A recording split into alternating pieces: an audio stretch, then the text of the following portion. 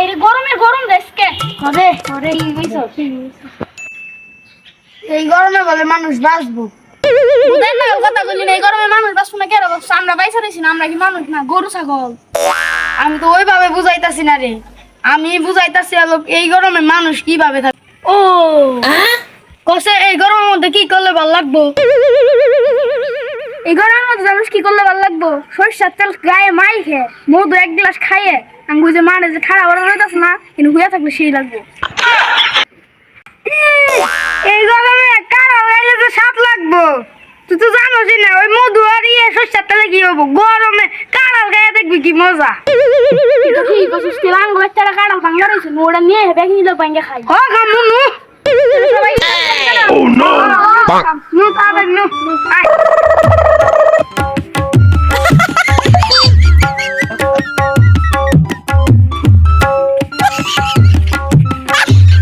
না না খারাপ তুই কারাল নিয়ে গেল কারাল খামু তেলে খারা আমি নিয়ে হ্যাঁ যা তাড়াতাড়ি নিয়ে আয়। এনে খাবি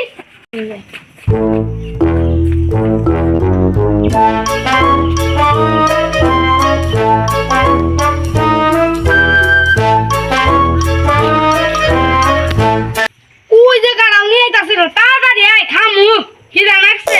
খারা খারা আইতাছিস তখন কি তুমি এসে খাবি তো বেশ করে দেখো এরকম কত বড় খানা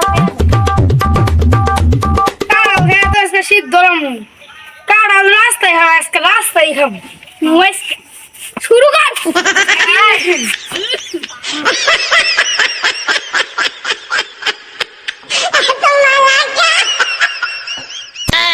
Oh no! Bonk. কারালের বেশি বাজে যে সাথে স্বাদ রে ওরে ঠিক কইছস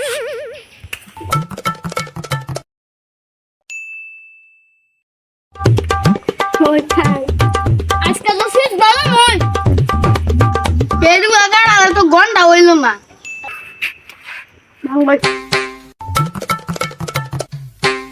কারাল যে সাথে স্বাদ চল চুষাই খেলা